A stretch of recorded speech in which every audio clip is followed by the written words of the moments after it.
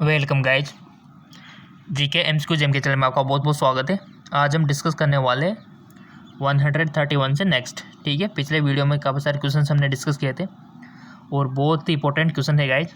अगर अभी तक आपने चैनल सब्सक्राइब नहीं किया तो सब्सक्राइब कर लीजिए ताकि आपको रोजाना मल्टीपल चॉइस क्वेश्चन आपको मिलते रहे नॉन स्टॉप डेली। ठीक है, पानी से भरे तालाब की गहराई किस कारण कम दिखाई देती है? अपवर्तन, परावर्तन, विवर्तन या इनमें से कोई नहीं?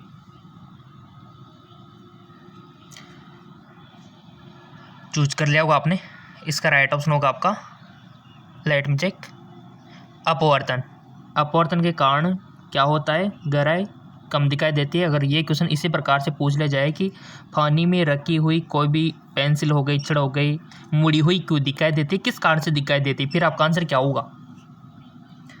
वेरी गुड, फिर भी आपका आंसर अपवर्तन ही होना चाहिए। ठीक है, क्योंकि ये अपवर्तन की घटना है। अगर मान लो क्वेश्चन अलग अंदाज से पूछ लिया जाए, किस प्रकार से कि पानी में, ठीक है, पानी के अंदर कोई भी सिक्का है वो हमें उठा हुआ क्यों दिखाई देता है? हम अगर यहाँ से देखें तो ये उठा हुआ क्यों दिखाई देता है? तो फिर भी आपका क्या आंसर क्या होगा? अपवर्तन। ठीक है, अगर मान लो आपसे क्वेश्चन पूछ लिया जाए कि कोई भी वस्तु, ठीक है, जैसे हम देख पाते हैं ना, आपने देखा होगा कई बार गर्मियों के दिनों में हम जैसे ही चलते हैं या फिर कोई भी सड़क हो गई, मान लो ये सड़क हो गई आपकी, ठीक है, तो आप इस पर चलते हो गर्मियों के टाइम पे, आपने पानी पानी पानी सा देखा होगा कि पानी दिखता है, लेकिन जब आप आगे बढ़ते हो वो पानी और आगे चला जाता है। जैसे आप वहाँ जाते हो वो पानी और आगे दिखाई देता है, मरक तरसना जिसको बोलते हैं। ये किसके कारण होता है बताइए? ये गलत बात है, ये अपवर्तन से नहीं होता, ये होता है पूर्ण आंतरिक परावर्तन की घटना से होता है। ठीक है, मरीचिका, थोड़ा सा ध्यान रखना इस बात का। अगर ये क्वेश्चन पूछ लिया जाए कि हमें आकाश नीला क्यों दिखाई देता है, फिर ये अपवर्तन के कारण बहुत सारी घटनाएं, जैसे इंद्रधनुष का बनना, तारों का टिमटिमाना, काफ़ी सारी घटनाएं आप देखते होंगे, इनके रीजन इनमें से कुछ होता है। ठीक है, चलता है की और। साबुन के बुलबुलों के चमकीले रंग निम्नलिखित से किसके कारण होता है? साबुन से आपने देखा होगा बचपन में, तो आप काफ़ी नए होंगे साबुन से, तो देखे होगा बुलबुले रंगीन रंगीन। ठीक है, तो किस कारण से? प्रकीर्णन, विक्षेपण, विवर्तन, इनमें से कोई नहीं। बहुत अच्छा क्वेश्चन है। बनते हैं कपड़े धोते टाइम पे, नहाते टाइम पे बुलबुले बनते हैं रंगीन रंगीन, तो वो किस कारण से बनते हैं? तो कौन सी साइंस लग गई है जो उसके कारण रंगीन हो गए वो? तो किस कारण से? प्रकीर्णन। याद रखना, किसके कारण? प्रकीर्णन के कारण फैला देते प्रकाश को। अगला क्वेश्चन, निम्नलिखित में से किस में उच्चतम ऊर्जा होती है? नीले प्रकाश में, लाल प्रकाश में, पीले प्रकाश में, हरे प्रकाश में? सो इसका राइट ऑप्शन हो जाएगा आपका नीले प्रकाश में, ब्लू। अगला क्वेश्चन,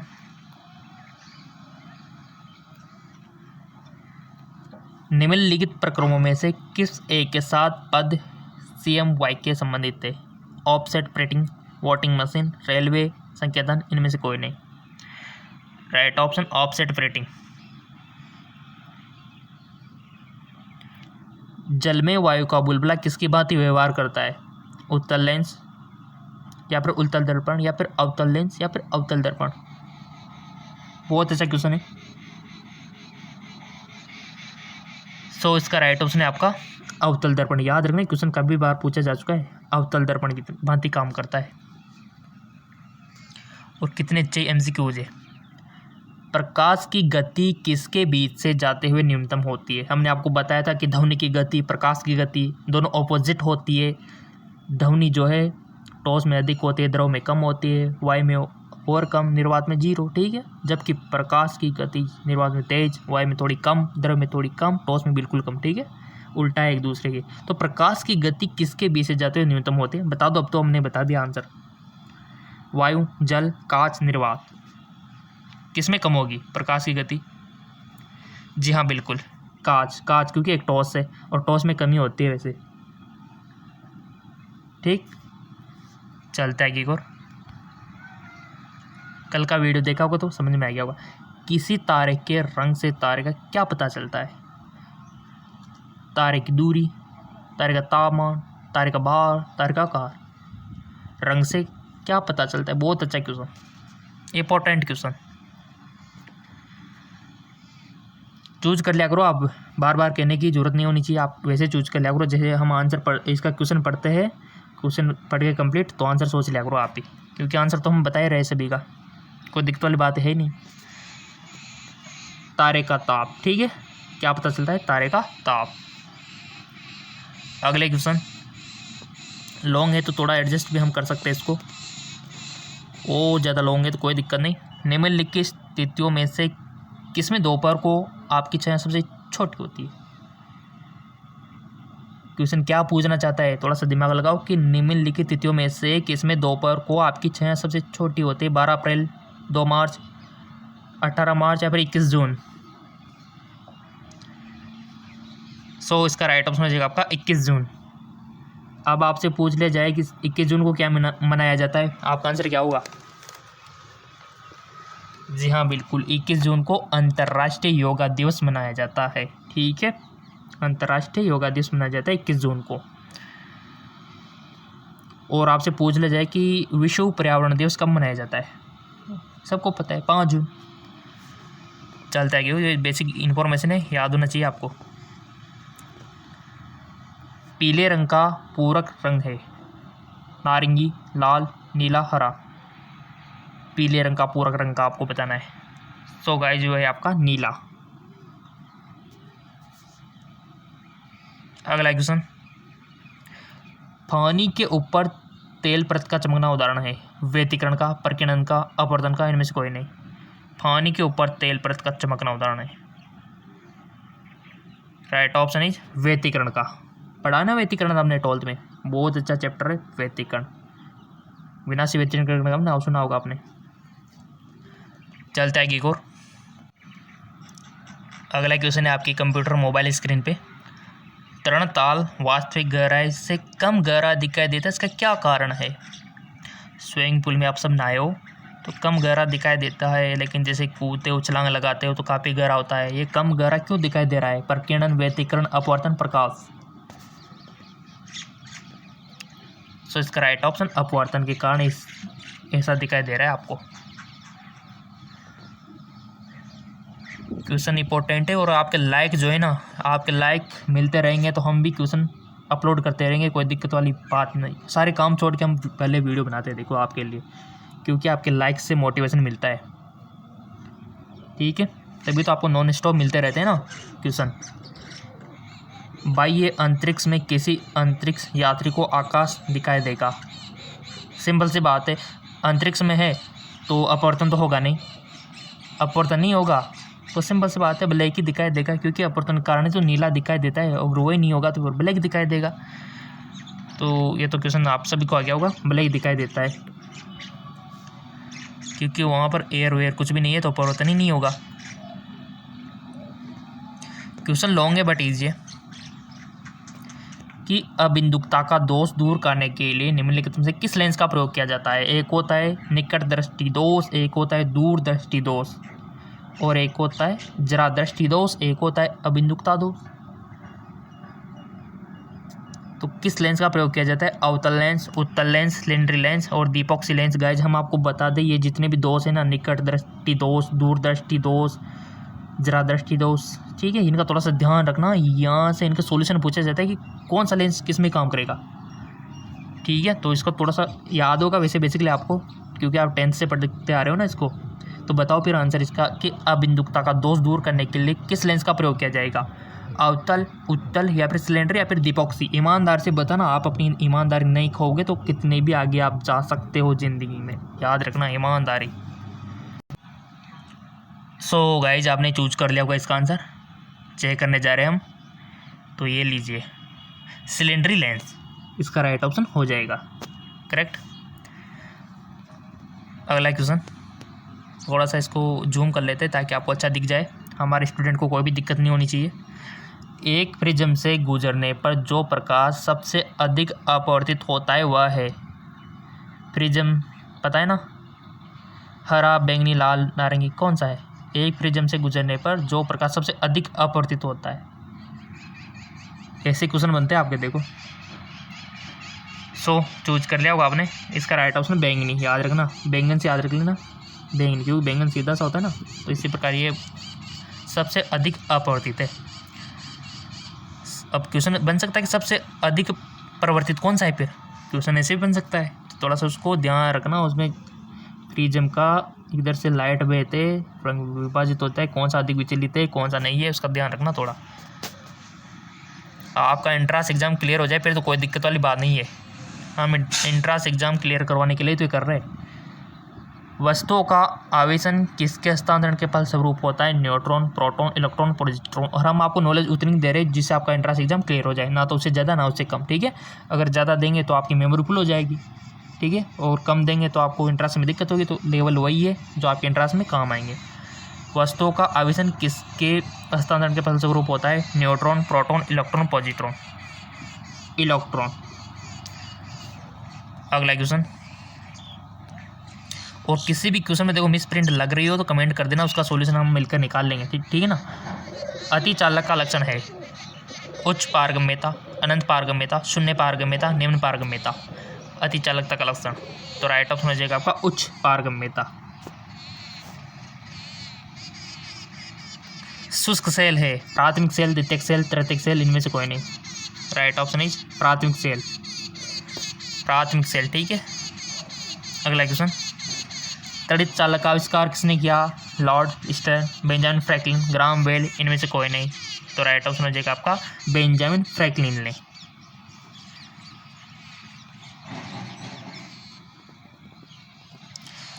विद्युत उत्पन्न करने के लिए कौन सी धातु का उपयोग किया जाता है, लोहा, यूरेनियम, तांबा, ये सभी। विद्युत उत्पन्न करने के लिए कौन सी धातु का उपयोग किया जाता है, यूरेनियम का, ठीक है,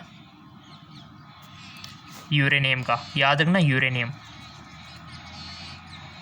विद्युत ऊर्जा को यांत्रिक ऊर्जा में बदलने की युक्ति, आपकी जो विद्युत होती है, लाइट होती है, उसको यांत्रिक ऊर्जा में बदलने की युक्ति, डायनेमो, विद्युत मोटर, ट्रांसफर, इनमें से कोई नहीं।